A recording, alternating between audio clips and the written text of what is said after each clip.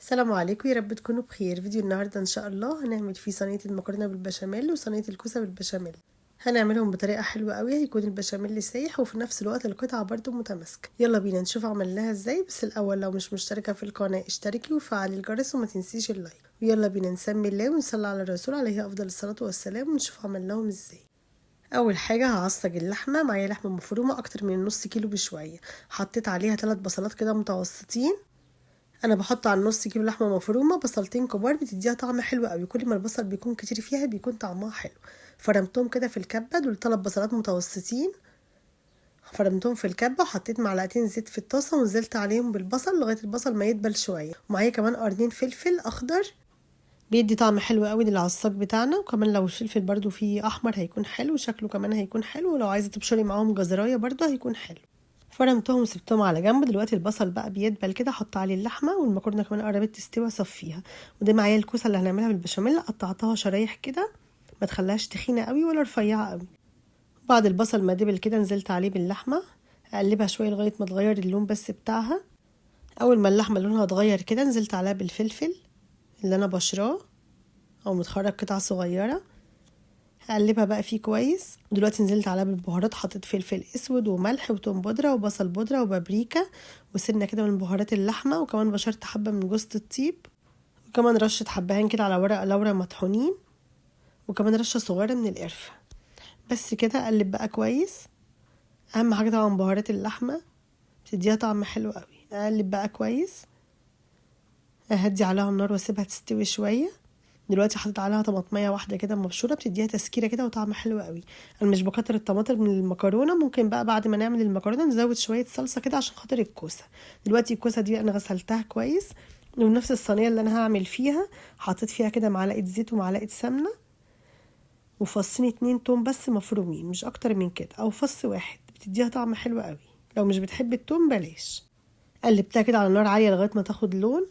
خلي النار عالية عشان احنا عايزينها تاخد لون لسعة خفيفة كده، بتكون طعمها حلو. كمان بتستوي شوية التقليبة ديت، وبغطي عليها واسيبها بتستوي شوية كمان. وكده بقى ما بتاخدش وقت معايا في الصينية، بتكون كل حاجة فيها مستوية. نقلتها على عين تانية اهدى شوية. ودلوقتي هعمل البشاميل. حطيت معايا 3-4 معالق سمنة على معلقتين زيت، وحطيت 6 معالق كبار دقيق، 6 معالق هرميين دقيق عشان خاطر المكرونة والكوسة. المكرونة بس بحط لها 3 أو 4 معالق. نزلت عليهم بقى ده لتر ونص لبن. حطيت 6 معالق دقيق عليهم لتر ونص حليب، وكمان نص لتر كده ميه. لو عندك شوربه ممكن تحطي شوربه. قلبتهم كويس. انا مش عايزه البشاميل بتاعي تقيل، لما بيكون خفيف كده بيكون طعمه زي القشطه فيها. وكمان حطيت ملح وفلفل اسود بس، ما زودتش الملح قوي، حطيت يا دوب نص معلقه صغيره ملح ونص معلقه صغيره فلفل اسود. كده القوام بتاعه حلو قوي، سايح كده وطعمه حلو قوي. دلوقتي هبدا ارص صينيه المكرونه. حطيت كده كبشتين 3 بشاميل في الصينيه من تحت، وبعدين نزلت بنص كميه المكرونه عليهم. ممكن تقلبي البشاميل مع المكرونه عادي في الحله. ونزلت عليه تاني بالبشاميل. احنا بنحبها غرقانه كده في البشاميل، بتكون طعمها حلو قوي. في نفس الوقت البشاميل يكون خفيف مش تقيل. ونزلت بقى بحوالي تلتين كميه اللحمه، دول حوالي 600 جرام. نزلت بحوالي تلتين كميه اللحمه واسيب الباقي للكوسه. الكوسه بتاخد حوالي ربع كيلو لحمه، مش اكتر من كده. دلوقتي هزود جبنه موتزاريلا او شيدر. هي مش بتفرق قوي في الطعم، بس بتدي مطه حلوه مع البشاميل. لو مش عايزاها مش هتفرق قوي في الطعم، الصينيه هتكون حلوه قوي برضو.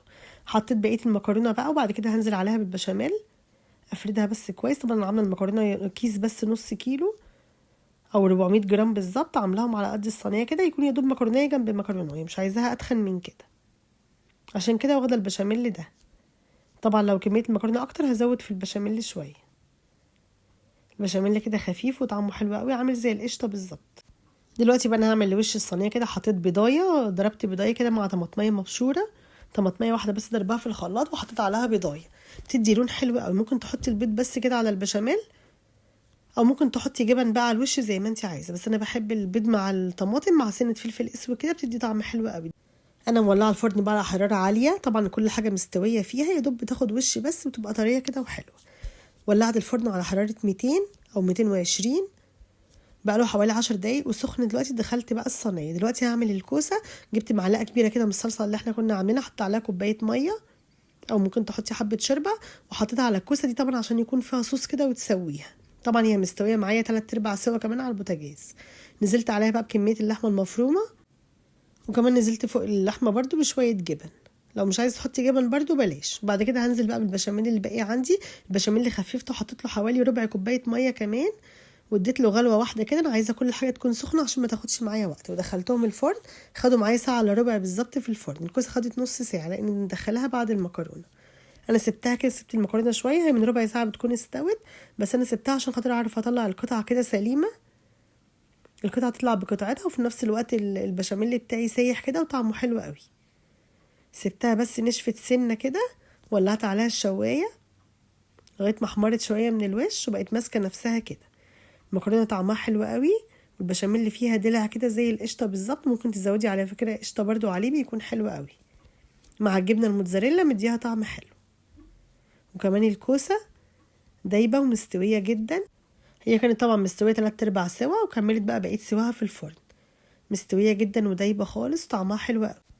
بس كده، اتمنى الفيديو يكون عجبكم. لو الفيديو عجبكم ما تنسونيش باللايك والاشتراك في القناه وتفعيل الجرس عشان يوصلكم كل فيديوهاتي. والسلام عليكم ورحمه الله وبركاته. مع السلامه.